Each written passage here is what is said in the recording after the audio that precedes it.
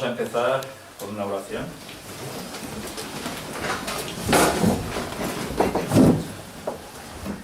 Padre nuestro que estás en los cielos, te estamos muy agradecidos. Primero por estar en tu santo día, el santo día de reposo que nos has dado, el sábado. Y segundo porque estamos en compañía de todas estas personas que han venido, porque hoy tendremos un día súper feliz, un día con 5 bautismos. Y una vez más son los frutos de tu mensaje, los frutos que corresponden a lo que se ha cosechado y que tú eres el director de todo. Por eso, Señor, estamos muy felices de estar aquí con ellos. Y queremos y te pedimos que el Espíritu Santo esté con nosotros. Amén. Que nos ayude a saber discernir siempre lo que tú nos quieres decir. Que nos vayas mostrando toda la verdad para que podamos vivirla y compartirla. Y para que pronto podamos terminar de dar este mensaje a todo el mundo. Ve uniendo a todos los de tu pueblo, Señor. Que ninguno falte. Y ayúdanos a nosotros a estar firmes hasta el fin. Perdona todos nuestros pecados. En el precioso nombre de Jesús y por su sangre derramada por nosotros te lo pedimos todo. Amén. Amén. Bien, yo introduciría más como ha hecho mi hermano, pero como ya lo ha hecho mi hermano, ya no hay introducción. La verdad es que estamos muy felices de estar con vosotros. Y bueno, algunos no os conocían, a otros pues sí, y da alegría volveros a reencontrar, ¿no? Hoy hay un tema que sinceramente es esencial que conozcamos. Y ya os advierto, va a haber bastante lectura, porque no quiero que este tema sea, mira, esto lo dice Víctor San Vicens. No, no. Es algo que va a estar extraído de texto bíblico y va a estar extraído de las citas de Ellen White. Y tiene que ver con un personaje bíblico y algunos más. Pero hay uno en concreto que cuando leemos en la Biblia lo leemos muy escuetamente, porque es que no nos da una gran explicación la Biblia. Pero resulta que Ellen White sí escribe bastante sobre este personaje. ¿Qué creéis que puede ser? Melquisedec. Bueno, podría serlo. Podría serlo. Pero creo que aún se habla más de Melquisedec que de este personaje. Pensad en alguien antediluviano, anterior al diluvio. Enoc. Vamos a hablar de Enoc. Y con Enoc nos vamos a llevar alguna sorpresa que desde luego no tiene desperdicio, no lo tiene en absoluto. Y vamos a ver cómo Enoc va a tener algo que ver con todos nosotros, con todos, ¿eh? Primero de todo, vamos a introducir dónde aparece Enoc en la Biblia. Si tenéis Biblia, cogedla. Si queréis, claro. No forzamos a nadie. Y buscad, primero de todo, Génesis capítulo 5 y versículo 24. Bueno, si queréis vamos a leer un poquito antes, para que veamos de dónde sale este personaje en cuestión. Vayamos en el mismo capítulo 5, se habla de toda una genealogía que viene de Set, sus descendientes. Ya sabéis que Set fue el tercer hijo de Adán, que era considerado el hijo de la restitución, y que tanto Adán como Eva esperaban que fuera precisamente el sustituto de Abel, del hijo asesinado por su hermano Caín, y que a través de él surgiera el Mesías. Incluso no pensaban que surgiera el Mesías, sino que Adán y Eva esperaban que ese hijo fuera el esperado por la promesa. No lo fue. Pero la Biblia nos hablaba de la simiente de la mujer, una transmisión de conocimientos basados en la plena verdad de Dios, adorándole plenamente de verdad, no con matices, y a través de esa genealogía aparecería el Mesías. Pues en esa genealogía que se nos habla en Génesis 5, nos habla de Adán, después de Set, etcétera, etcétera. Bueno, vamos a ver si queréis, empezando por el versículo 4, y así veremos un poco cómo se va sucediendo todo. Y fueron los días de Adán después que engendró a Set, 800 años, y engendró hijos e hijas. Y fueron todos los días que vivió Adán 930 años y murió. Vivió Set sea, su hijo, 105 años y engendró a Enós. Por cierto, como tenéis normalmente dedos en la mano, vamos a ir contando los que vamos citando de generación y generación, ¿vale? Empezamos con Adán. Luego tenemos a Set. Vivió Set 105 años y engendró a Enós. Cuidado que Enós no es Enoc, ¿eh? Varía un poco. ¿Cuántos tenemos ya? 3. Y vivió Set después que engendró a Enós 807 años y engendró hijos e hijas. Y fueron todos los días de Set 912 años y murió. Vivió Enós 90 años y engendró a Cainán. ¿Cuántos tenemos? 4. Y vivió Enós después que engendró a Cainán 815 años y engendró hijos e hijas.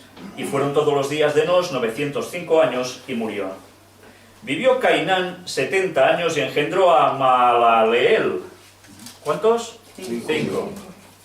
Y vivió Cainán después que engendró a Mahalaleel 840 años y engendró hijos e hijas. Y fueron todos los días de Cainán 910 años y murió.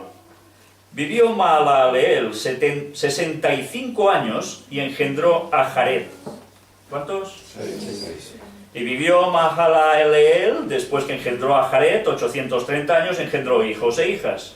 Y fueron todos los días de Melalael 895 años y murió. Vivió Jared 162 años y engendró a Enoc. ¿Cuántos llevamos? 7. 7. Y aparece por primera vez en la Biblia un personaje llamado Enoc. Y vivió Jared después que engendró a Enoc 800 años y engendró hijos e hijas. Y fueron todos los días de Jared 962 años y murió. Vivió Enoc 65 años y engendró a Matusalén. El famoso Matusalén, este seguro que todo el mundo lo conoce, incluso los no creyentes. ¡Buah, tiene más años que Matusalén! Claro, ¿cuántos años vivió Matusalén? Ahora lo vamos a ver. Y caminó Enoc con Dios después que engendró a Matusalén 300 años y engendró hijos e hijas. Y fueron todos los días de Enoc 365 años. Caminó pues Enoc con Dios y desapareció porque le llevó Dios. Qué raro, ¿no? Está hablando aquí genealogía tras genealogía de personajes y de ninguno dice nada en concreto, salvo con Enoc, que nos hace una pequeña referencia. Caminó pues Enoc con Dios y desapareció porque le llevó Dios. Después, claro, vivió Matusalén 187 años y engendró a Lamec. Y vivió Matusalén después que engendró a Lamec 782 años y engendró hijos e hijas. ¿Cuántos llevamos hasta aquí? Después de Enoc. Viene Matusalén, viene Lamec. Fueron pues todos los días de Matusalén 969 años y murió. Era un capicúa, 969. Bueno, está registrado que es el que más vivió. No hay otro que lo supere. Vivió Lamec 182 años y engendró un hijo. Y llamó su nombre, ¿lo conocéis? Noé. ¿Cuántos llevamos? 10. Con Noé. Diciendo, este nos aliviará de nuestras obras y del trabajo de nuestras manos, a causa de la tierra que Jehová maldijo. Y vivió Lamec después que engendró a Noé 595 años y engendró hijos e hijas. Y fueron todos los días de Lamec 777 años y murió. Curioso, ¿eh? 777 y murió. Y siendo Noé de 500 años, engendró a Sem, a Cam y a Jafet. ¿Y verdad que ya sabemos la historia que viene después? Corrupción, diluvio, exterminio, volver a empezar. Y lo que ahora estamos explicando de los misterios de Babilonia, cómo a partir de allí surge algo. Bien, eso va a ser otro tema. Y muy largo, por cierto, si Dios quiere. Pero fijaos que os he estado citando, remarcando qué número era cada uno. Porque Enoc, ¿cuál hemos dicho que es desde Adán? Es el 7, el séptimo.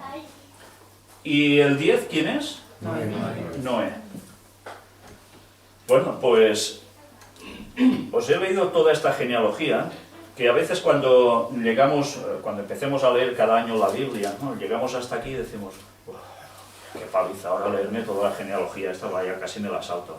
Pues no os la saltéis nunca. No os la saltéis nunca, porque cuando se dan nombres y números en la Biblia es por algo. Todo tiene su significado. Si lo conocemos, vamos a entender mucho más que si no lo sabemos. Y con esto nos vamos a centrar, porque es totalmente básico. Hasta aquí hemos visto a Enoc, que aparece séptimo desde Adán. Vemos que después aparece Noé y se acaba todo. El 7, ¿de qué es símbolo? Perfección. Sobre todo perfección. Y dice que Enoc caminó con Dios. ¿Y dónde se fue? ¿Asturias? Desapareció porque le llegó Dios. Bueno, pues de aquí desaparece ya del relato. No se cita más.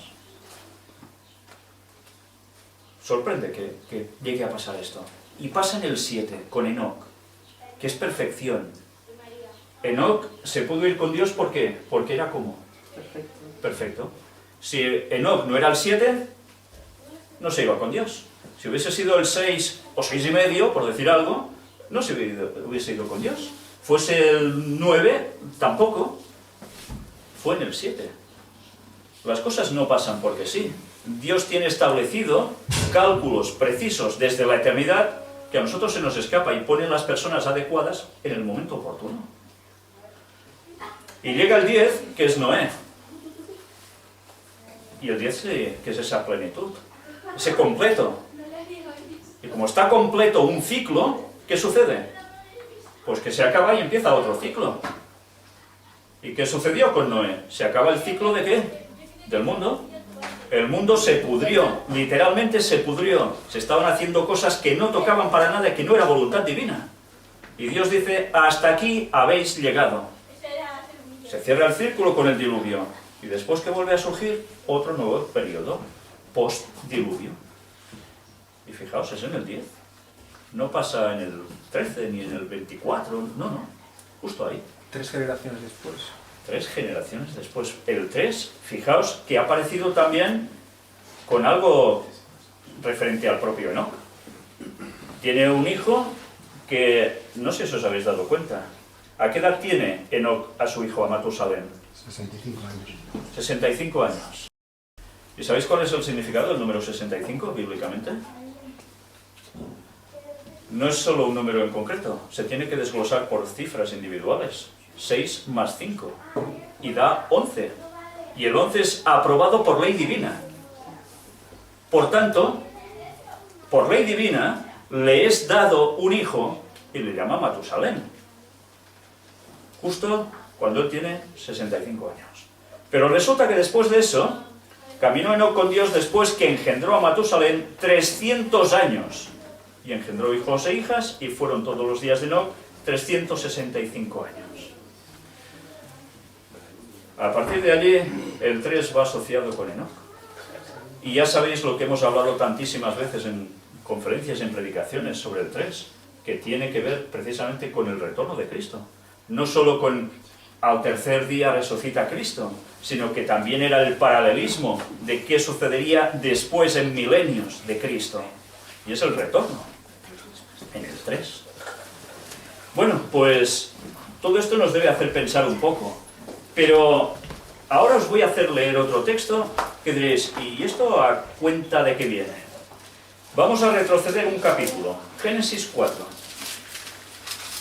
Y mira por dónde, ahora no vamos a ver la genealogía buena, sino la de otro personaje que no andó precisamente nada bien.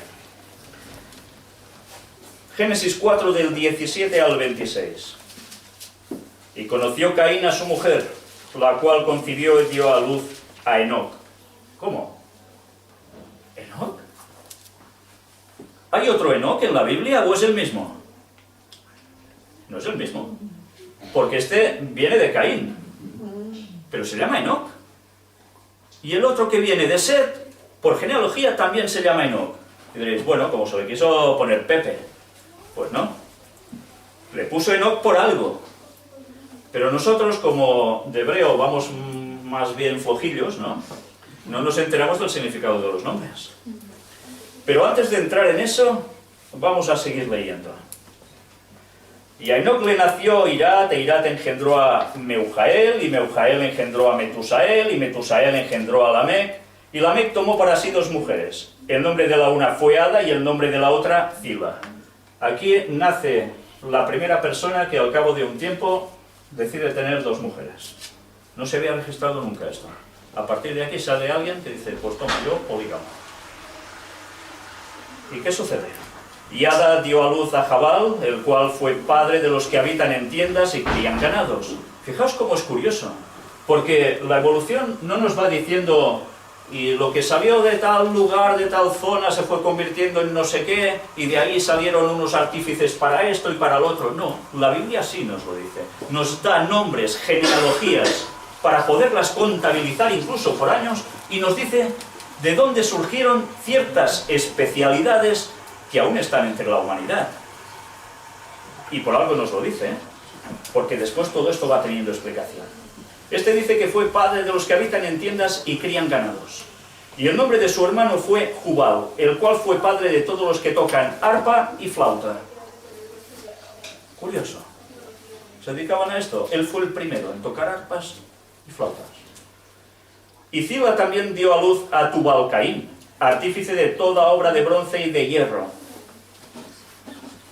En esa época ya hacían todo esto. ¿Trabajaban el bronce y el hierro? Pues bueno, muchas veces se están quedando con incógnitas. Porque cuando en la Biblia se habla que ya en esa época se trabajaba bronce y hierro, en otros lugares no terminan de saber cómo encajar esto. Dicen que esto es imposible. Pero cuando nosotros conocemos algo sobre el tema sociedades secretas, de dónde llegan a surgir, y ya vimos en uno de los últimos temas cómo precisamente las sociedades secretas ya provenían de antes del diluvio, ya podemos llegar a saber y concluir algunas cosas. Pero bien, esto es otro tema, porque fijaos que un tema nos puede llevar a tantos que nos hemos de ir centrando, Y Zila también dio a luz a Tubal-Caín, artífice de toda obra de bronce y de hierro, y la hermana de Tubal-Caín fue Naama.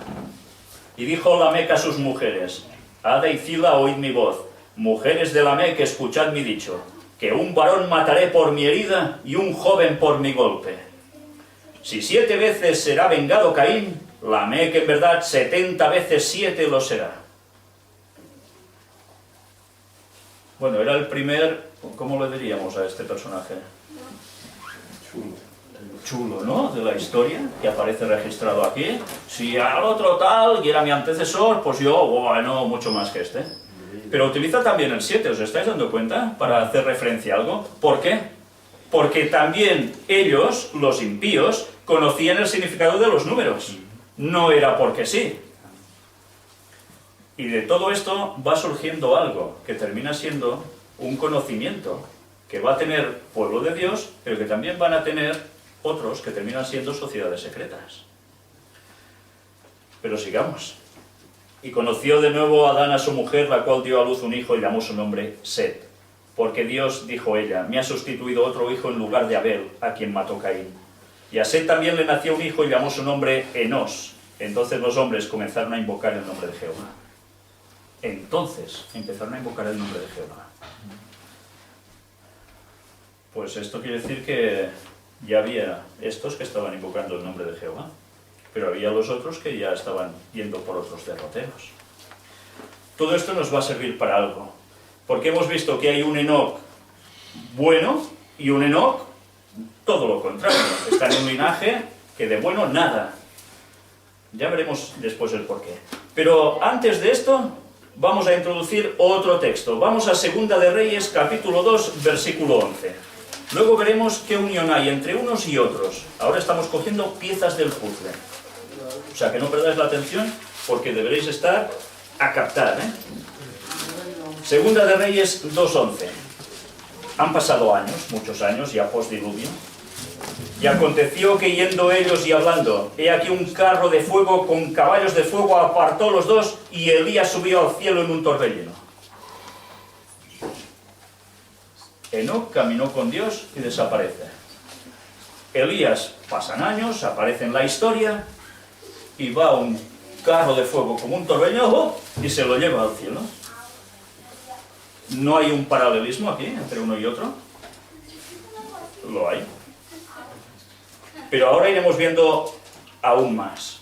Vamos a Lucas, capítulo 1. Fijaos que ahora ya estamos en tiempos de Jesús, en los evangelios. Lucas, capítulo 1, vamos a leer algunos versículos, del 13 al 17. Y ahora entenderéis ya un poco más todo esto. Pero el ángel le dijo: Zacarías, no temas, porque tu oración ha sido oída, y tu mujer Elisabet te dará a luz un hijo y llamarás su nombre Juan. ¿Cómo se iba a llamar este niño? Juan. ¿Alguno de aquí se llama Juan? ¿No hay ningún Juan aquí? Bueno, pero todos conocéis a alguien que se llama Juan, ¿eh? ¿Que sí? ¿Y sabéis el significado del nombre de Juan? ¿Os dais cuenta? A veces tenemos nombres y no sabemos. Bueno, porque el abuelo se llamaba así, o el no sé quién. Pero en la Biblia esto no sucedía así. Se ponía un nombre por algo. Ese hombre, ese nombre, cumplía un objetivo sobre la misma persona. Y le dice: y tendrás gozo y alegría, y muchos se regocijarán de su nacimiento, porque será grande delante de Dios. No beberá vino ni sidra, y será lleno del Espíritu Santo, aún desde el vientre de su madre. Y hará que muchos de los hijos de Israel se conviertan al Señor Dios de ellos. ¿Cómo puede ser? ¿Los hijos de Israel se debían convertir al Señor Dios de ellos? ¿Pero que no eran el pueblo de Dios ya? Era pueblo de Dios, ¿no? Pero en cambio se tenían que convertir. ¿Qué indica esto? Que eran por linaje pueblo de Dios, pero realmente espiritualmente eran pueblo de Dios. Pues no, se tenían que convertir. Y ahora nos dice: e irá delante de él con el espíritu y el poder, ¿de quién? De Elías, para hacer volver los corazones de los padres a los hijos y de los rebeldes a la prudencia de los justos, para preparar al Señor un pueblo bien dispuesto. Esta era la función de Juan el Bautista. ¿Y venía con el espíritu de quién? De alguien de hacía muchos años llamado Elías. ¿Y qué hizo Elías? ¿Preparó un pueblo bien dispuesto también? ¿O no? Vaya que se lo preparó, porque la limpieza que hizo entre los suyos fue asombrosa.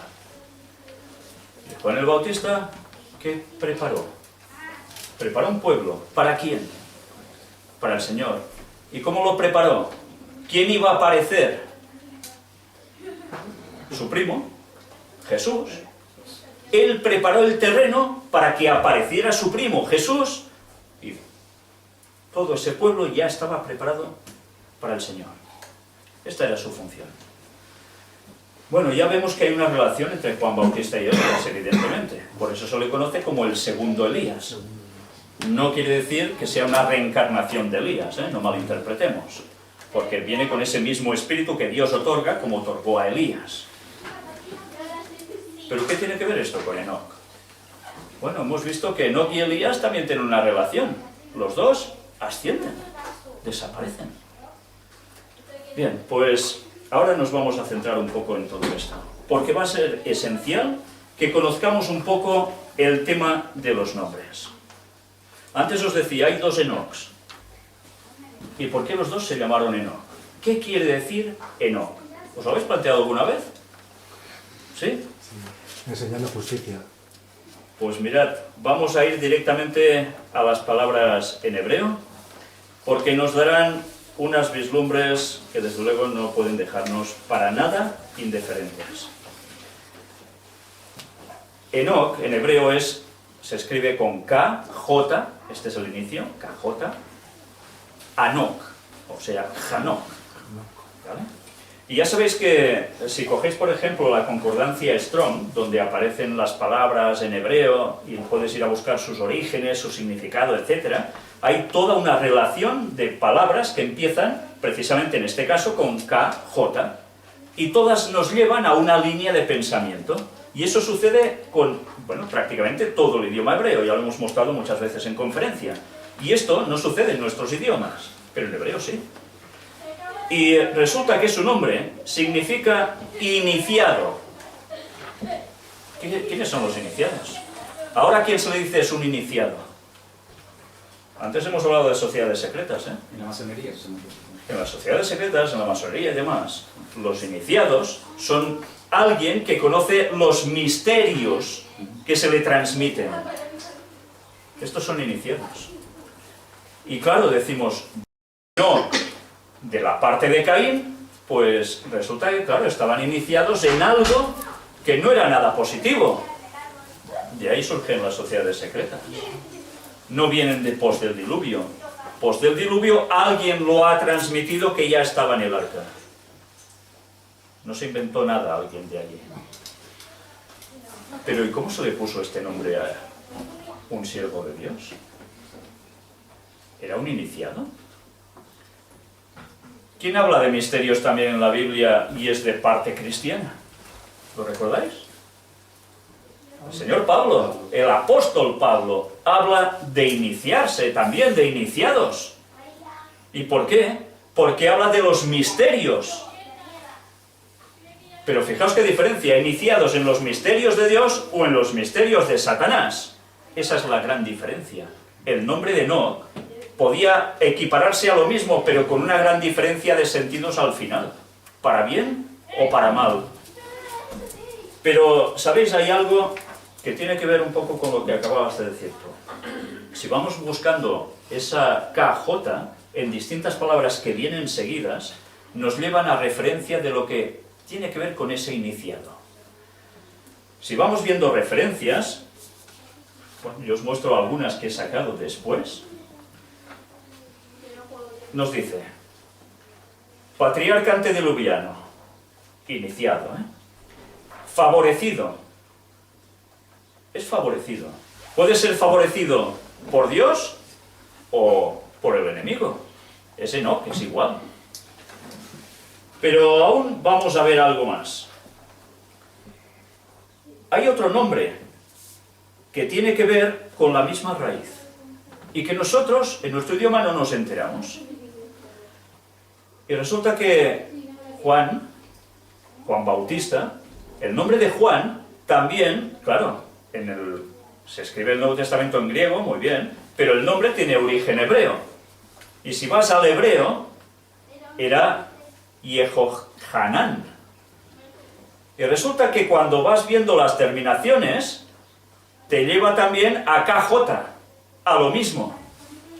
Y en este caso, Juan Bautista es favorecido de Jehová. ¿Os dais cuenta de hacer favor de parte de o de Dios o podía ser del enemigo? En este caso ya es claro, es de Jehová.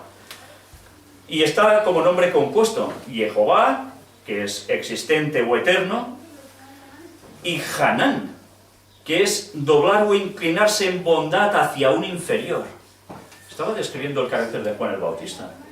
Él que, como dijo Jesús, era el mejor de los que ha nacido entre los hombres, y no se humilló él. Vaya que se llegó a humillar. Incluso dice que es necesario que yo me aparte para dar paso a quien era su primo, a Jesús. Él trabajaba preparando el terreno para Cristo. Y va dando más datos. Bueno, pues todo lo que se habla aquí tiene que ver con compasión, misericordia, piedad, rogar, suplicar. ¿Era el carácter de Juan o no? Sí. Era lo que Juan hacía para que la gente se convirtiera. Pero aún hay más. Si vamos viendo esas palabras de KJ, nos va dando palabra por palabra todas significaciones que tienen que ver con un tipo de carácter impresionante. Y este era el carácter de Enoc. Pero que da una serie de palabras que cuando lo vas leyendo, y esto luego haremos un montaje con las diapositivas donde podréis ver nombre por nombre, tiene que ver incluso con lanza. Es curioso. ¿Lanza?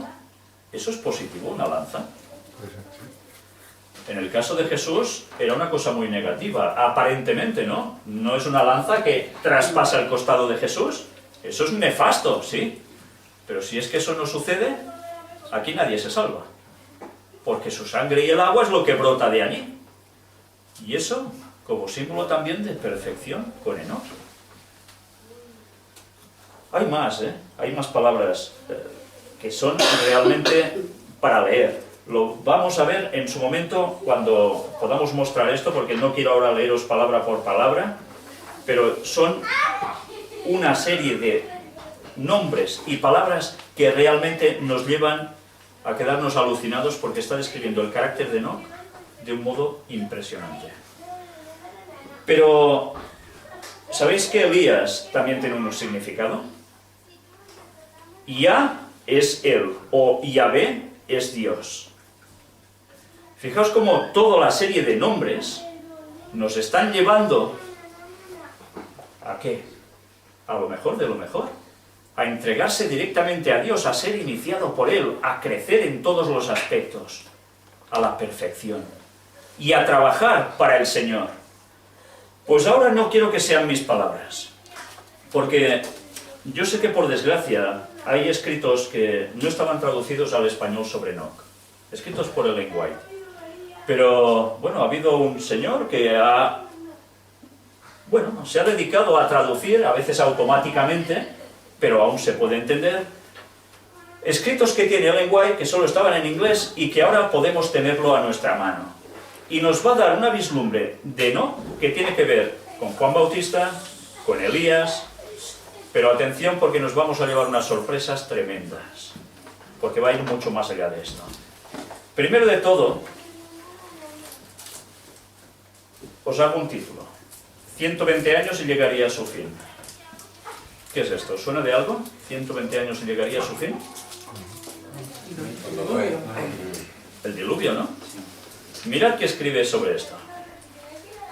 Con todo y eso el mundo entero no era corrupto. Había algunos testigos fieles para Dios: Matusalén, Enoc, Noé, y muchos otros trabajaron para guardar vivo en la tierra el conocimiento del Dios verdadero y para aquietar la marea del mal moral. O sea, el mal moral no es de ahora, ya era antes del diluvio.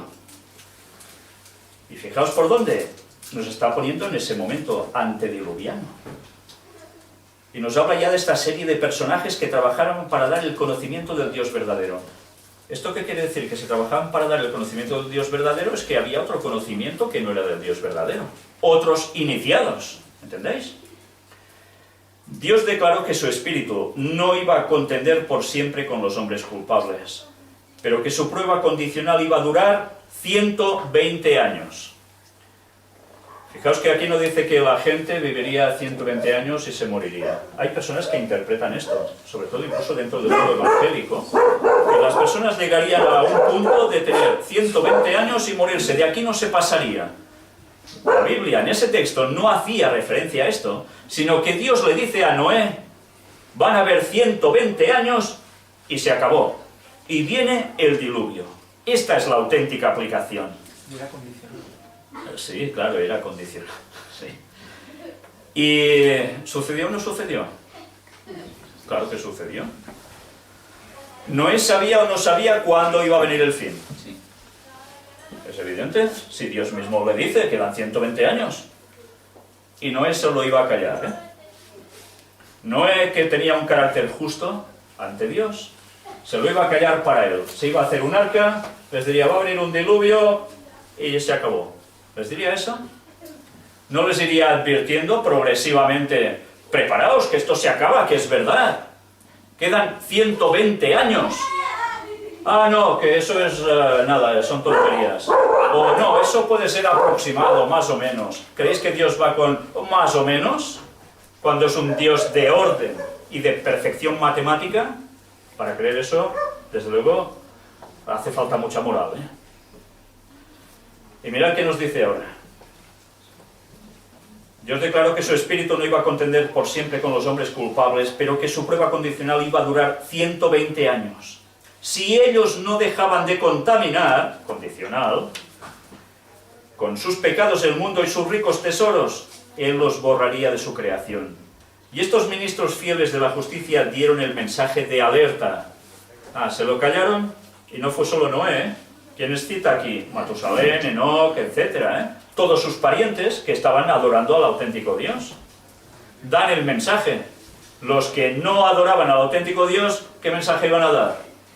Todo el contrario. No, tranquilos, que esto no... Bueno, ya será quizás más adelante. esto no puede ser, ya. Pues los fieles dieron el mensaje de alerta. Pero no se le prestó atención a la luz, y la predicación de Noé y de sus compañeros impresionó los corazones cada vez menos. Muchos incluso de los fieles de Dios no tenían suficiente poder moral para oponerse a las influencias de la corrupción de su época, y fueron seducidos a pecar por ellos. Hubo gente que aceptó el mensaje, sí, esto es verdad. Pero ¿qué pasaba? ¿La influencia del exterior? ¿Todo su entorno qué era? ¿Llevarlos a la verdad? No, todo lo contrario, y eran arrastrados. Les faltaba poder moral. ¿Y por qué eran arrastrados? ¿Qué les tiraba más? ¿Dios o las cosas del mundo? Bueno, eso sucede aún hoy en día. Hay personas que desearían que Cristo no viniese nunca. O dirán que sí, pero no. Prefieren buscarse primero una gran casa, un gran coche, un no sé qué.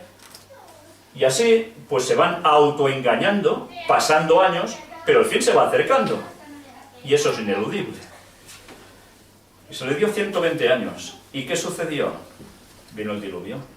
¿Y el diluvio en qué consistía? En un jubileo. Y un jubileo es cuando la tierra descansa. 120. ¿Y los jubileos cada cuánto eran? Cada 50 años. ¿Y no veis el paralelismo de 120 por 50? Cada 50 es un jubileo, que nos lleva a 6.000. Mira por dónde, qué casualidad. Lo mismo que se dice que va a durar la existencia desde el pecado en la tierra hasta el fin, hasta el retorno de Cristo. Esto no son bromas, ¿eh? En la Biblia vemos que los números no se dan porque sí, porque quedan bien. No, se dan porque nos están dando un mensaje para todos. Y esto podéis pensar, no, esto lo aplicas tú, ¿sí? Pues ya veréis más adelante lo que nos dice la propia hermana White. Y no solo la propia hermana White, lo dice un apóstol, que lo que ha sido escrito en esos tiempos, ¿para quién es especialmente? Para todas las épocas, por supuesto, porque todos los cristianos de todas las épocas, eso les ha servido, les ha nutrido, pero especialmente dice para los que han alcanzado los fines de los siglos. O sea que si no aprendemos de lo de antes y esas referencias que nos están dando mensaje, sea por nombre, sea por números, no nos vamos a enterar de nada y nos vamos a perder. Sí, literalmente nos vamos a perder. No, que yo ya estoy en la fe, ya. Pues ¿por qué no haces caso de lo que dice Dios? Porque no me interesa. Pues seamos claros. O me interesa o no me interesa. Pero a Dios no podemos irle con excusas. Fijaos ahora, os pongo otro título. Cuanto más cerca del Dios, más perfeccionado. El andar de Enoc con Dios no era en arrobamiento o en visión, sino en el cumplimiento de los deberes de su vida diaria. Esto no quiere decir que no tuviera visiones, porque le fueron mostrado lo que vendría en el futuro. Pero, ¿qué? ¿Solo se basaba en eso? ¿En un arrobamiento, una visión? No. El cumplimiento de los deberes de su vida diaria. O sea, ¿era un cristiano solo cuando llegaba el sábado? No, siempre. No se aisló de la gente convirtiéndose en un ermitaño, pues tenía una obra que hacer para Dios en el mundo. ¿Dios quiere que seamos ermitaños? No, eso es una cuestión de religiones paganas y de religión católica, pero no del cristianismo auténtico. ¿Podéis dar el mensaje si estáis en una cueva en el Quinto Pino? ¿Verdad que no? ¿Quién se lo va a dar entonces si todos hiciésemos eso? Lo mismo. ¿Nadie? Pues lo teníamos claro. Nadie se salvaría en este mundo porque no recibirían el mensaje al final. En el seno de la familia y en sus relaciones con los hombres, ora como esposo o padre, ora como amigo o ciudadano, fue firme y constante siervo de Dios. Su corazón estaba en armonía con la voluntad de Dios, pues andarán dos juntos si no estuvieren de concierto. Es el texto de Amos 3:3. ¿Andarán dos juntos si no estuvieran de acuerdo? ¿Verdad que no? ¿Habéis hecho una caminata larga con alguna persona que no congeniáis? Yo os diré algo. En Girona es costumbre, desde hace muchos años, una marcha que es conocida como la Marcha de los 40, la Marcha de los 40 kilómetros. Y empiezas por la madrugada antes de que salga el sol y vas andando 40 kilómetros, todo un circuito, y van mucha gente, ¿no? Pero a veces vas andando y vas solo y alguien va andando a tu lado y te empieza una conversación, o no, claro, depende. Y a veces hay personas con las que ves que enseguida hay un feeling, ¿no? Una conexión. Pero hay otras personas que, bueno, tienen otro tipo de pensamiento, por decirlo de un modo suave, y dicen unas cosas que tú dices, ¿qué está diciendo? ¿Qué hago yo aquí al lado de esta persona? ¿Y qué intentarás hacer? Pues bueno, que vaya andando, yo me despisto y... ¿eh? Claro, no andarás junto con él porque te está dando la paliza todo el rato. ¿Tú no quieres eso? A lo mejor eres tú que se la da a él, cuidado, ¿eh? Pero dos juntos pueden andar si no están de acuerdo. ¿Verdad que si hay ocasión no lo harás? Y este santo andar continuó durante 300 años. O sea que Enoc andó con Dios y no tuvo ganas de decir, uy, aquí te quedas, yo me voy para allá. No, no, andó al lado de Dios todo el rato. Continuó durante 300 años. Muchos cristianos serían más fervientes y devotos si supiesen que tienen solo poco tiempo que vivir o que la venida de Cristo está por suceder. Atención a lo que está diciendo, ¿eh? Pero en el caso de Enoc, su fe se fortalecía y su amor se hacía más ardiente a medida que pasaban los siglos. Algunos saben, pues mira, te vas a morir de aquí 2 meses porque tienes una enfermedad que no te sabes. Y entonces, ay, me acerco a Dios como sea porque yo lo que quiero es vivir o tener vida eterna después. Hay gente que reacciona así. Bueno, pues cuando hay miedo, algunas personas reaccionan por eso, por temor, no por amor. Enoc fue andando 300 años al lado de Dios y fue creciendo espiritualmente. Y no pensaba, mira, como van pasando años, yo me voy alejando. No, no. Por más tiempo que pasara, él iba creciendo en conexión con Dios. ¿Y qué debemos hacer nosotros? ¿Sabemos el año del retorno de Cristo? Sí. ¿Y qué debemos hacer? ¿Colgarnos, dejarnos hasta que falte poco? No. ¿Vamos a ser cristianos solo al final? ¿Y si no llegamos al final? ¿Y si nos morimos antes? ¿Qué lo sabes tú cuándo vas a vivir? Pues el cristiano debe estar consagrado a Dios, andando con Dios cada día, creciendo, sí o sí. Y no debe haber otra. Algunos dicen, y ya lo veréis en una cita de lenguaje al final, cómo prefieren ir dejando pasar las cosas y buscando excusas. Ya lo veréis en su momento.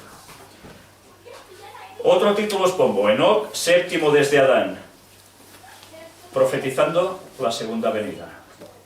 ¿Enoc profetizó la segunda venida de Jesús? ¿La profetizó? ¿Y cómo puede ser? Un antediluviano estaba profetizando de la segunda venida de Jesús cuando Jesús no había ni aparecido por primera vez en Belén. ¿Y puede ya estar hablando de la segunda venida?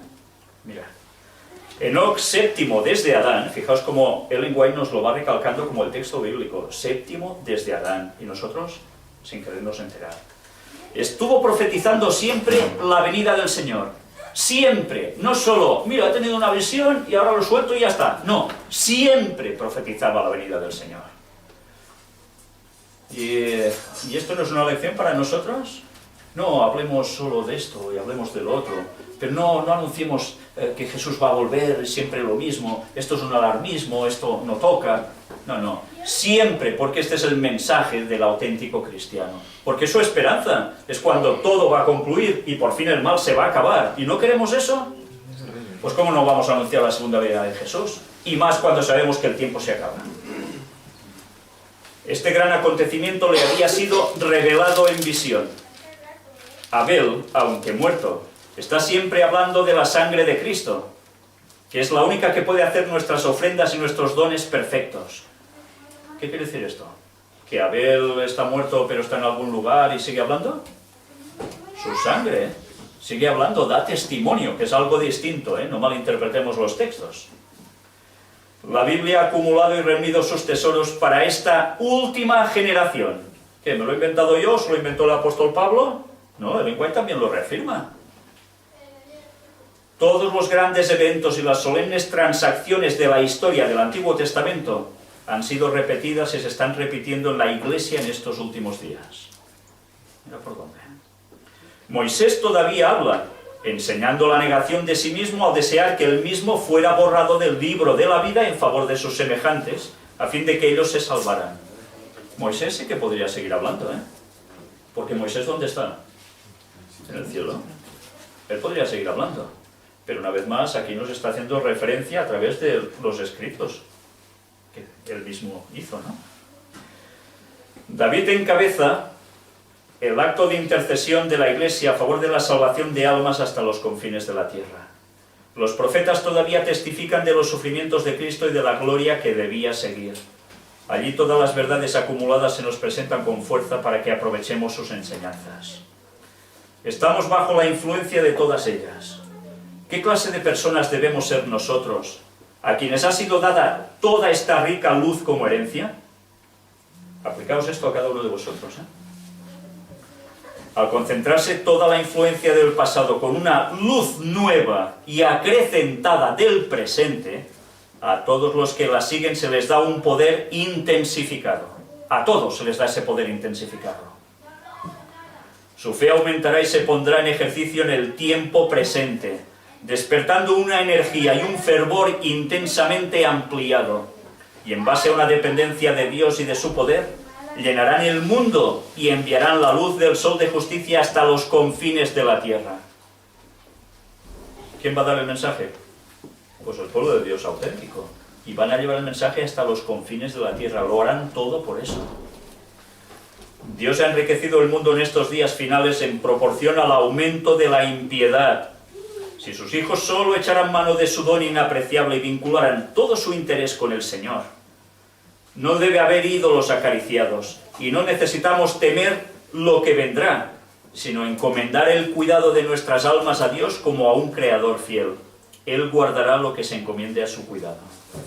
Uy, es que va a venir una persecución, uy, qué miedo, uy, qué no sé qué. Gracia no hace, ¿verdad? Saber que los tiempos se acaban y que va a haber la peor persecución de la historia religiosa sobre el pueblo de Dios, ¿os hace gracia? A mí ninguna. Pero va a pasar. ¿Pero debemos estar angustiados todo el rato pensando en eso? No. Debemos tener una labor por delante que es lo primordial, pase lo que pase. Y el Señor ya nos va a ayudar en esos malos tragos de esta vida que nos esperan. Quizás alguno tampoco llegamos a eso, vete a saber si nos morimos antes también, ¿no? A veces los problemas nos los ponemos enseguida ya y están en un futuro. No toca. Cada día basta su propio mal. Bueno, pues, ¿os habéis fijado que Enoc, séptimo desde Adán, profetiza la segunda venida de Cristo? Séptimo desde Adán. El 7. ¿Qué va a suceder en el 7? 6.000 años de historia desde la entrada del pecado. ¿Y después qué sucede? El milenio. Y por tanto, ¿qué hay que estar haciendo ahora? Pues predicar lo mismo. Porque nos toca hasta por años, por cómputos. Ahora vamos a ver sobre Enoc y Juan el Bautista. La experiencia de Enoc y de Juan el Bautista representa lo que debiera ser la nuestra. Y a veces podemos decir, ¿y yo qué tengo que ver con Juan el Bautista? No, claro, él preparó el terreno de Jesús. Cuidado, está registrado por algo, ¿eh? Debemos estudiar mucho más de lo que lo hacemos las vidas de estos hombres. Aquel que fue trasladado al cielo sin ver la muerte. ¿Y quién era este? Enoc. Y aquel que antes del primer advenimiento de Cristo fue llamado a preparar el camino del Señor y aderezar calzada para él. ¿Quién era este? Juan Bautista. Acerca de Enoc fue escrito que vivió 65 años y engendró un hijo.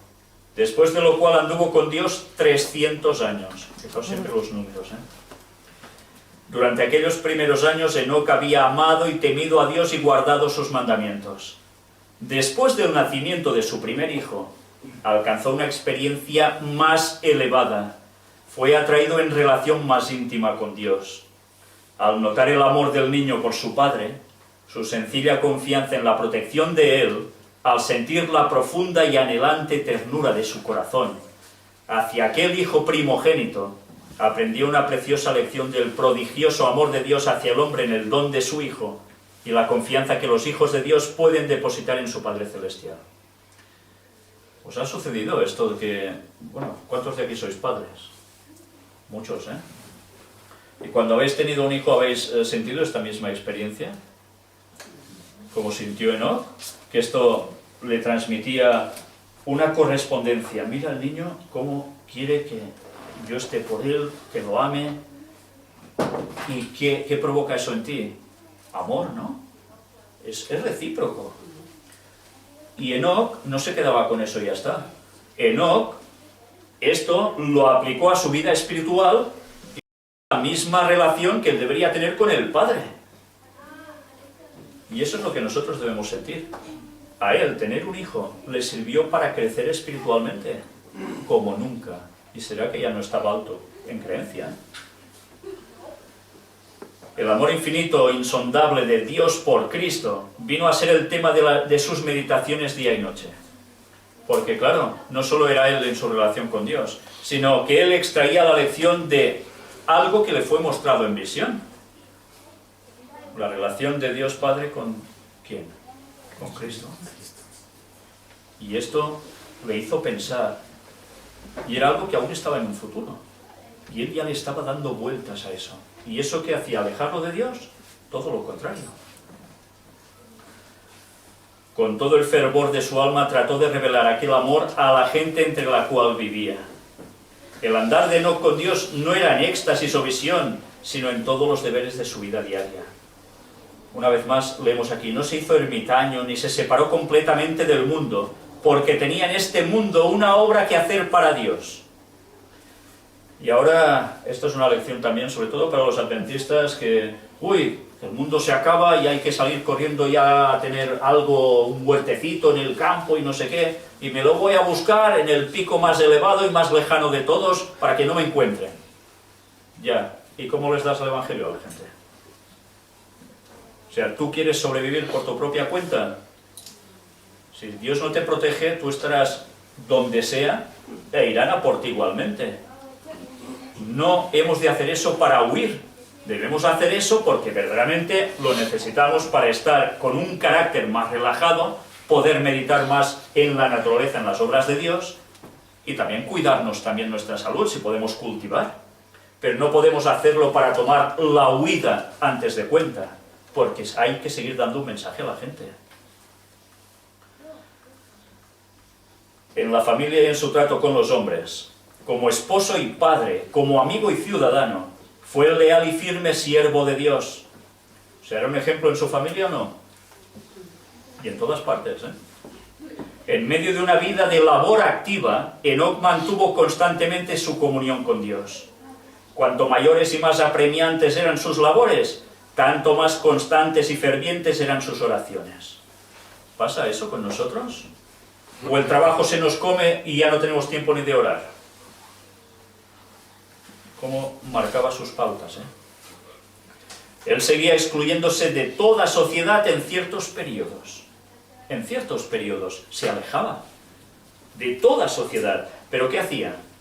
Después de permanecer por un tiempo entre la gente, trabajando para beneficiarla por su instrucción y ejemplo, se retiraba para pasar un tiempo en la soledad, con hambre y sed de aquel conocimiento divino que solo Dios puede impartir. Iniciarlo. Es lo que hacía. Se pasaba entre la gente su tiempo, predicaba, claro que sí, con su boca, pero también con lo que hacía, con su ejemplo. Pero no se quedaba siempre entre la gente, porque había una corrupción prácticamente absoluta. ¿Y qué hacía después? Se retiraba para estar en contacto con Dios otro tiempo, llenarse, y luego ¿qué hacía? Volver. Al comulgar así con Dios, Enoc llegó a reflejar más y más la imagen divina. Su rostro irradiaba una santa luz, la luz que brilla en el rostro de Jesús. Al terminar estos periodos de comunión divina, hasta los impíos contemplaban con reverente temor el sello que el cielo había puesto sobre su rostro.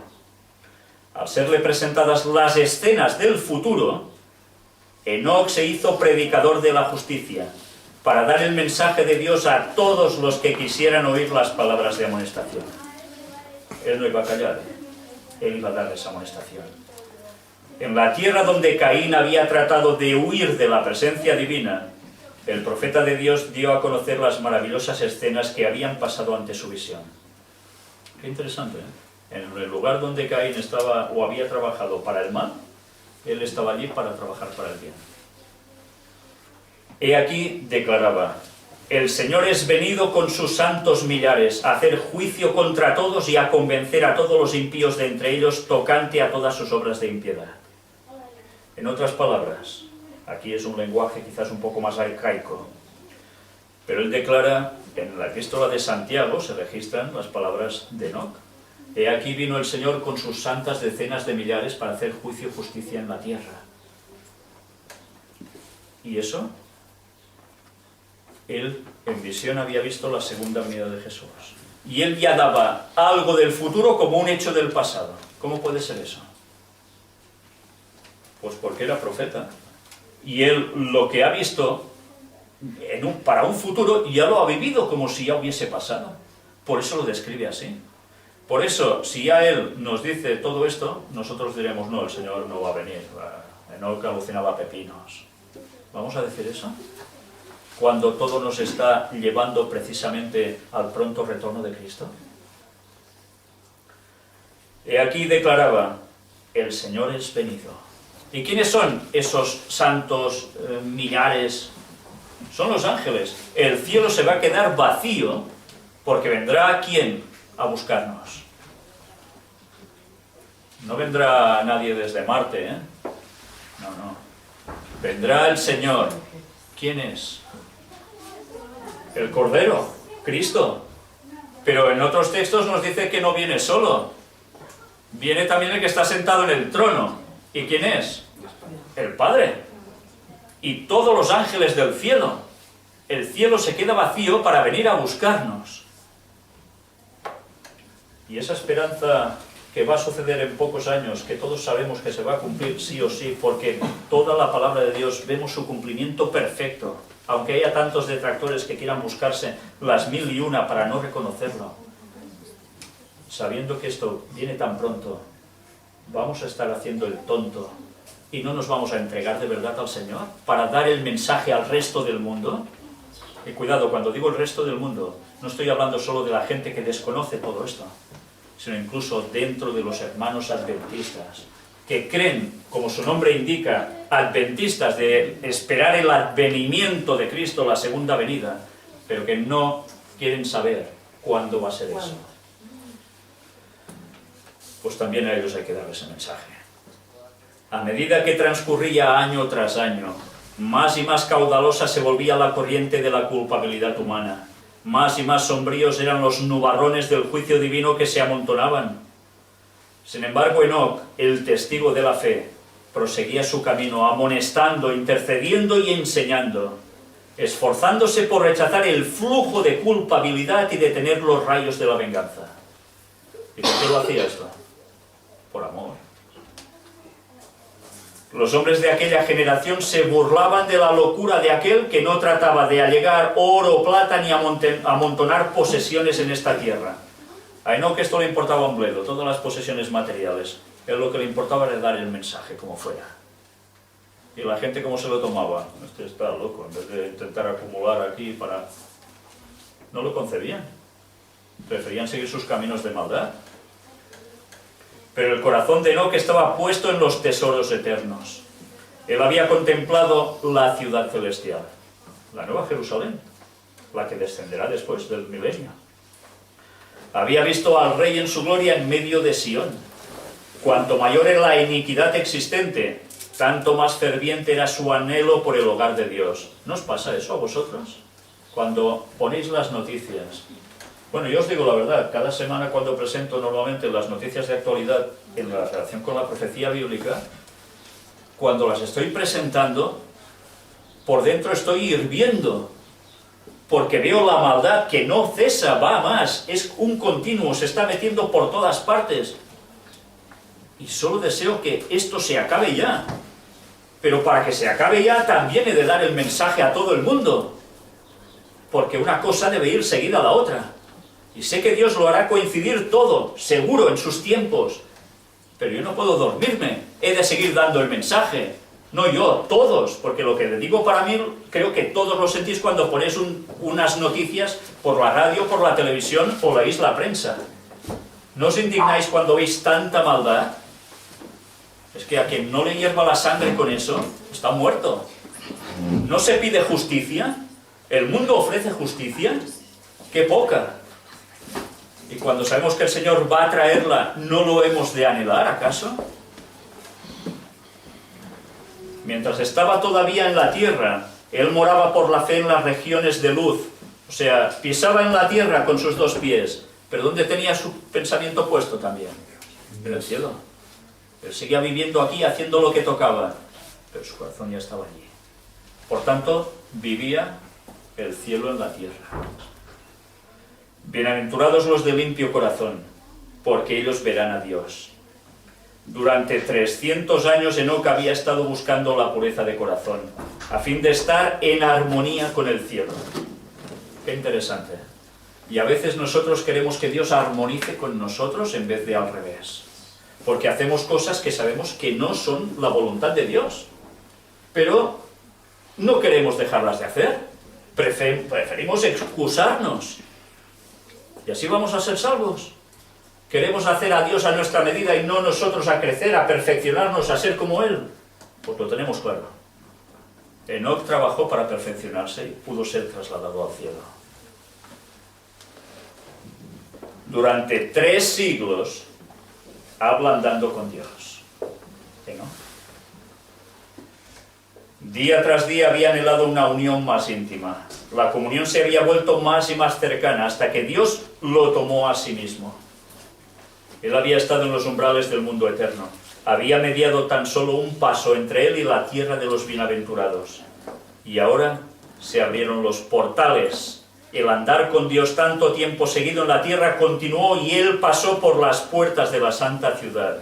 El primer hombre que entrase allí. Fue el primero, ¿eh? Ni Adán, ni Set, ni Abel. El primero en ir directamente de la tierra al cielo como ser humano fue Enoc. Y entonces los otros que eran tan buena gente, pues se quedaron aquí, muertos.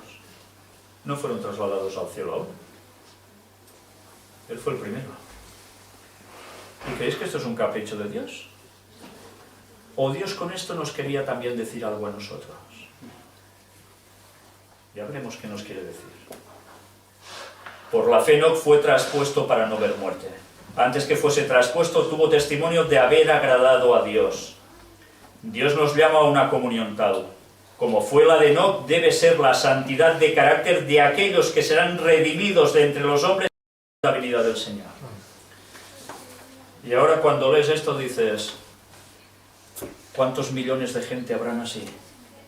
Que Cristo vendrá y los va a encontrar con un carácter tan impresionante como el de Enoc. Pues va a encontrar a algunos, va a encontrarlos. Y algunos van a llegar a ese tipo de perfección prácticamente, pero van a ser muertos antes. Van a ser asesinados. Incluso algunos podrán morir por circunstancias naturales, o de guerra, o tantas cosas más. Pero va a haber un grupo que no. Un grupo que va a reflejar el mismo carácter que tenía Enoc. ¿Y qué creéis que va a pasar con ellos? Ya lo veremos. Aquí viene. Os digo el título que le he puesto yo, Enoc y los 144.000. ¿Va a ser esa la enseñanza que nos transmite Enoc? Mediante el caso de Enoc, se enseñó a los descorazonados fieles que aunque estaban entre gente corrupta y pecadora, que vivía en abierta y osada rebelión contra Dios, su Creador, si obedecían y tenían fe en el Redentor prometido, o sea, en Cristo, podrían vivir una vida justa como el fiel Enoc. Serían aceptados por el Señor y finalmente llegarían al trono celestial. Pero ahora nos va a dar algún detalle más. Por la fe Enoc fue traspuesto para no ver muerte, y antes que fuese traspuesto, tuvo testimonio de haber agradado a Dios. Ahora por un momento pensad, imaginaos que el fin ya llega. ¿Se podrá decir de nosotros que tuvo testimonio de haber agradado a Dios? para pensar, ¿eh? Porque si no tienes testimonio de haber agradado a Dios, allí no vas. En medio de un mundo condenado a la destrucción por su iniquidad, Enoc pasó su vida en tan íntima comunión con Dios que no se le permitió caer bajo el poder de la muerte. Y a otros sí, a él no. Imaginaos qué comunión tenía con Dios, que no se le permite morir. El piadoso carácter de este profeta representa el estado de santidad que deben alcanzar todos los que serán comprados de entre la tierra, o de entre los de la tierra. Apocalipsis 14:13. Este texto, Apocalipsis 14:13, nos está indicando a un tipo de gente que conseguirá una santidad justo antes del retorno de Cristo. ¿Quiénes van a ser estos? Comprados de entre de la tierra en el tiempo de la segunda venida de Cristo. En ese entonces, así como en el mundo antediluviano, prevalecerá la iniquidad. Fijaos, la historia se repite, no hay nada nuevo bajo el sol. Bueno, Salomón fue muy claro al respecto. Si antes había corrupción, ¿qué iba a haber al fin del tiempo? Si Jesús mismo los dijo, como en los días de Noé y como en los días de Sodoma y Gomorra, así serán los días de la venida del Hijo del Hombre. Se va a repetir la historia, la gente comete lo mismo, hace lo mismo y no quiere cambiar. Llegó a un extremo, Dios intervino. ¿Cómo acabó Sodoma y Gomorra? ¿No tenemos nosotros aún gotas de azufre que cayeron allí? Fue fulminado. ¿Y no tenemos también parte de la madera del arca de Noé que trajimos de allí? ¿Cómo terminó el mundo por haber llegado a un máximo de corrupción? En diluvio, juicio divino, tuvo que poner orden, porque si no, era autodestrucción definitiva. ¿Y salvación para quién? Para nadie. Siguiendo los impulsos de su corrupto corazón y las enseñanzas de una filosofía engañosa, el hombre se rebelará contra la autoridad del cielo.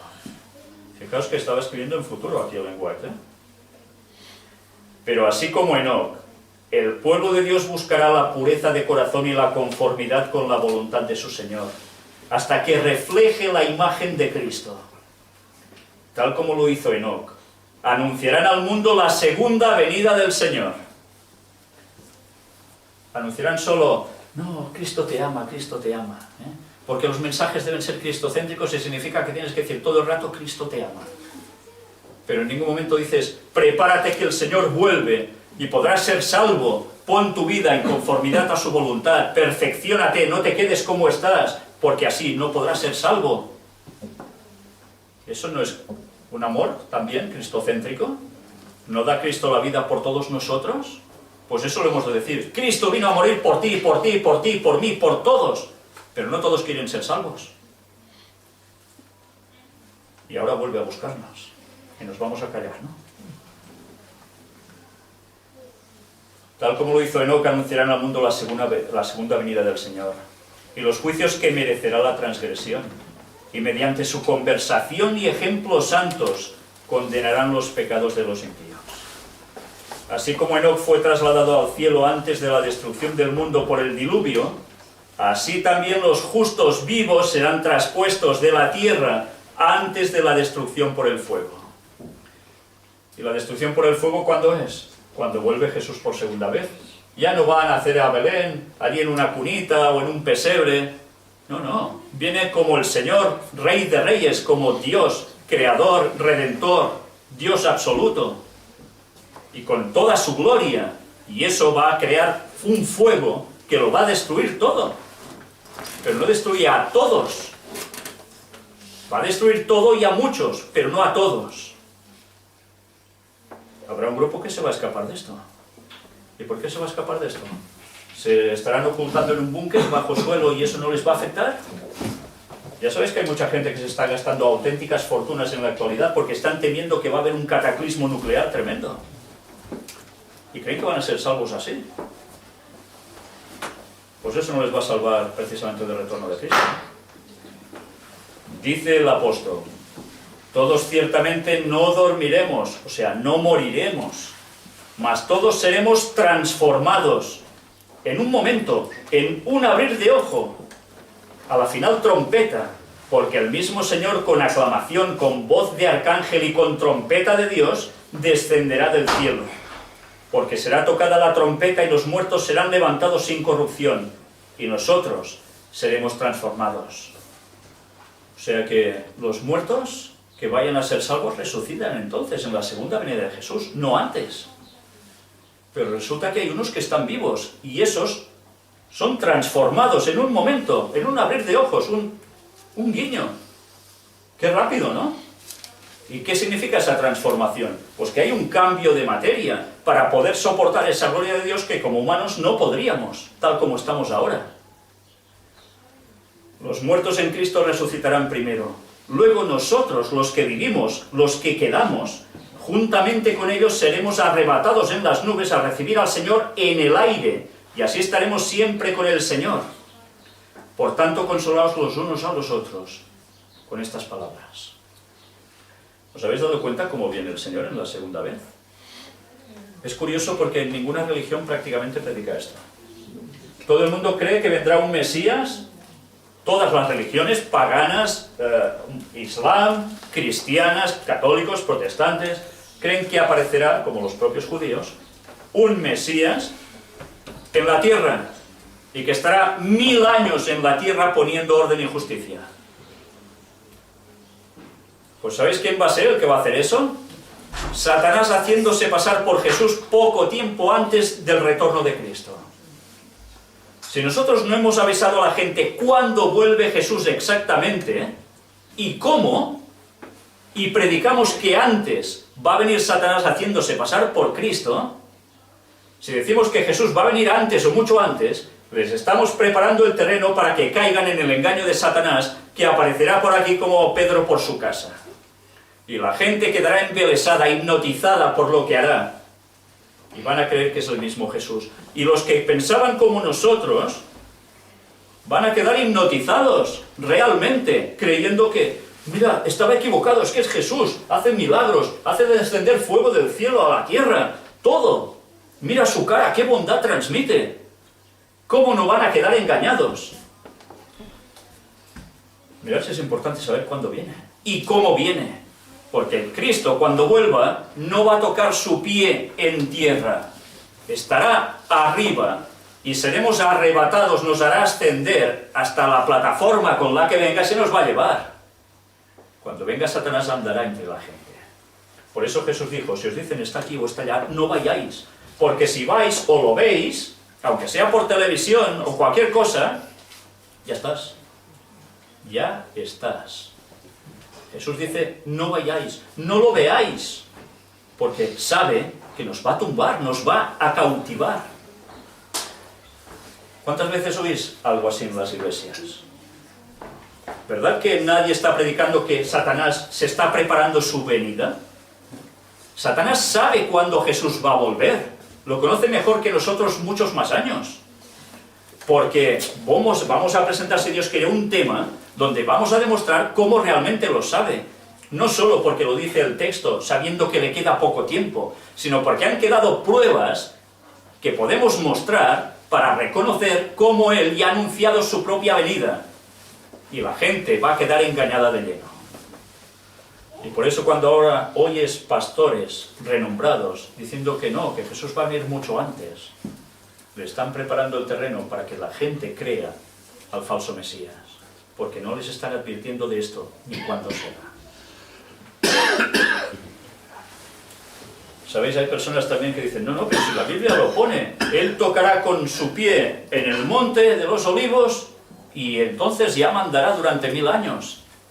Porque confunden la segunda venida de Jesús con la tercera, que ocurrirá al cabo de 1000 años. Después de haber ido al cielo durante 1000 años, pasando juicio, revisión de por qué tantos no han sido salvados, nosotros estaremos en ese juicio, comprobando que Dios verdaderamente era justo. Luego regresaremos aquí con la Nueva Jerusalén. Y será cuando Jesús pondrá primero su pie en el monte de los olivos, bueno, lo que haya quedado, y se verá esa explanada que Apocalipsis describe, kilométrica, enorme, y allí se aposentará la ciudad. Y entraremos con Él por las puertas de la ciudad. Y será cuando Satanás se va a aprovechar de algo. Va a resucitar toda esa gente que ha estado muerta, que no ha sido salva de todas las épocas.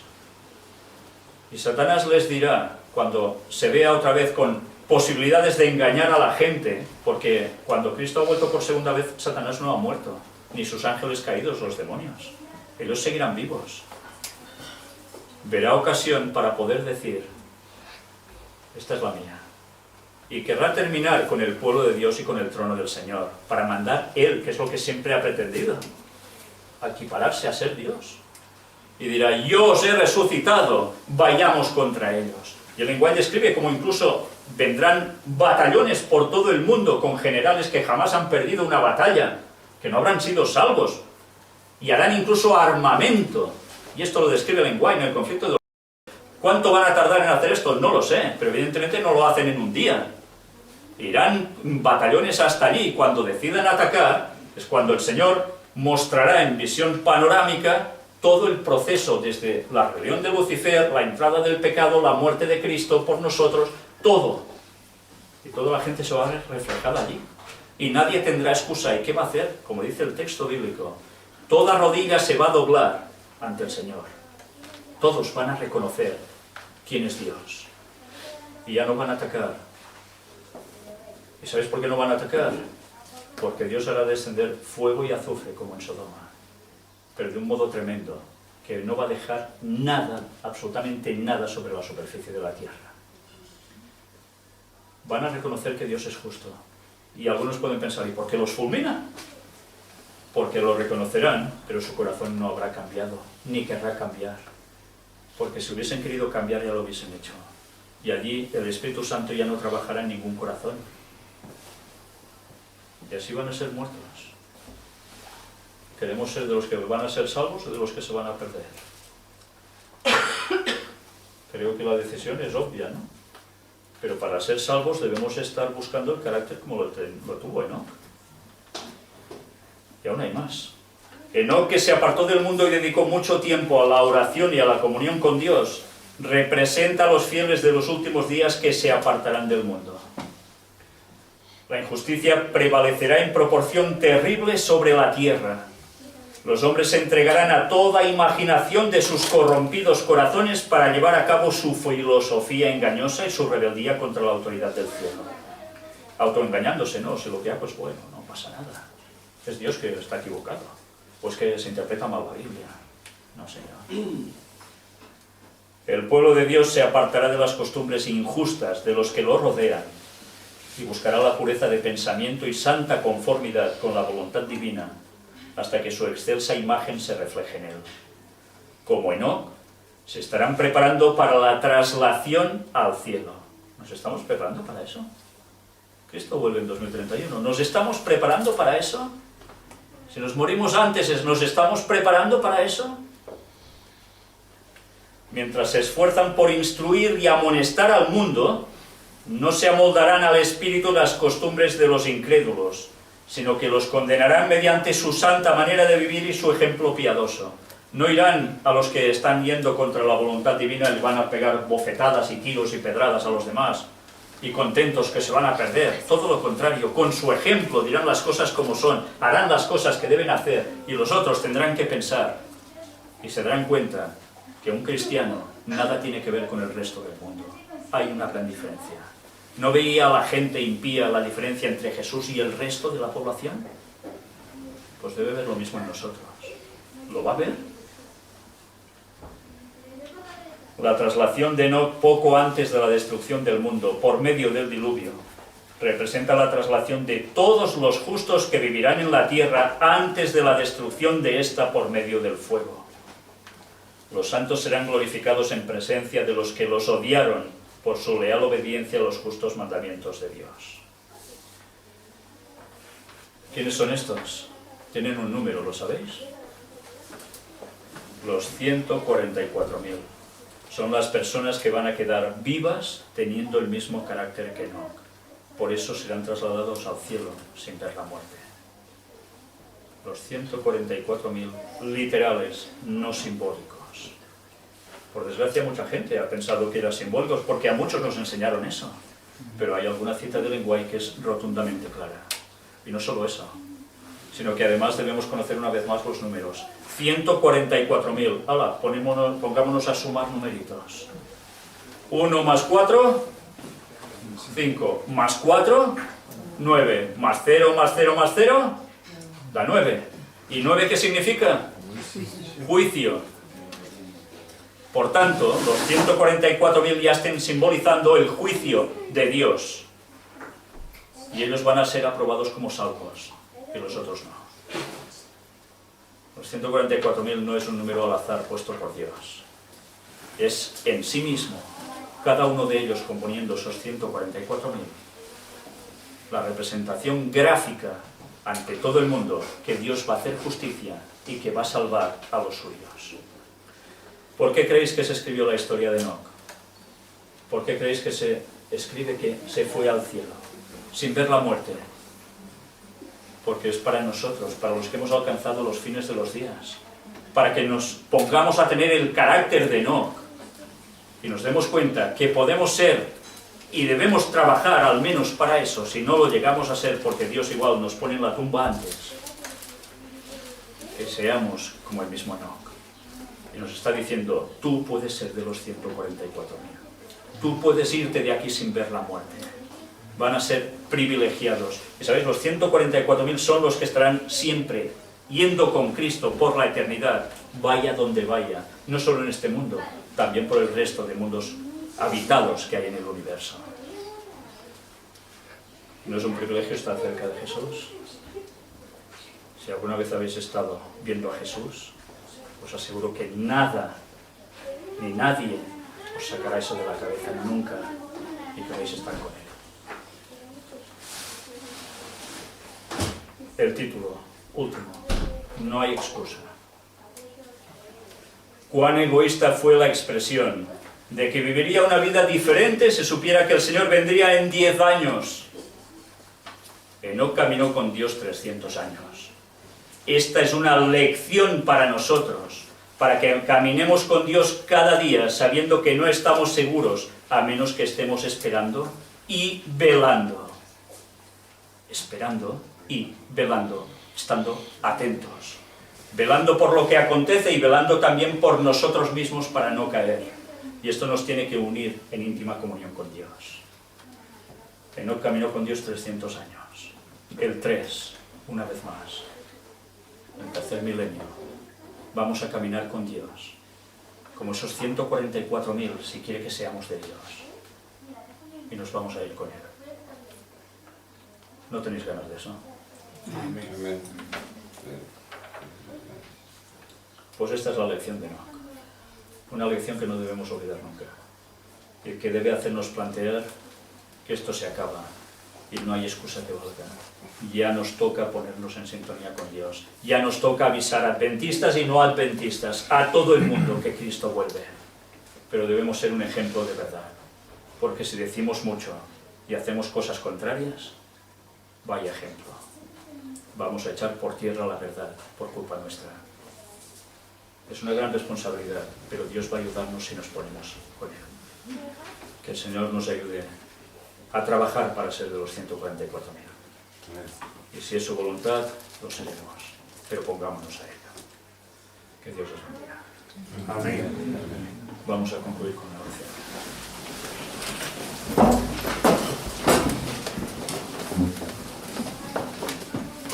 Padre nuestro, una vez más, Señor, nos ponemos en tus manos. Tú sabes toda nuestra vida, desde que hemos nacido hasta ahora. Tú sabes todo lo que nos ha influenciado, cosas que a veces no somos ni conscientes, para que emprendamos ciertas directrices en nuestra vida que a veces no corresponden. Y te queremos pedir, Señor, que nos ayudes a apartarnos de esos pecados que a veces heredamos, pero también de esos pecados que nosotros mismos cultivamos. Transfórmanos, Señor. Ayúdanos a ir creciendo del modo que lo hizo Enoc, de un modo total, rotundo, porque no podemos andar con un pie aquí y otro allá. Danos, Señor, tu Santo Espíritu. Cólmanos de él, Señor. Derrama la lluvia tardía sobre tu pueblo para que terminemos tu obra. Y haz que por nada ni por nadie nos detengamos. Ayúdanos a ser valientes. y a buscarte de todo corazón, cada día de nuestra vida, cada noche, en cada momento. Bendícenos, Señor, por favor. Ayúdanos a ser fuertes y a cambiar todo lo que tengamos que cambiar, porque solos no podemos. Y ve uniendo cada día a los tuyos. Te lo pedimos, Señor, por el perdón de todos nuestros pecados. Reconcílianos contigo, Señor. En el nombre precioso de Jesús te lo pedimos todo. Amén. Amén.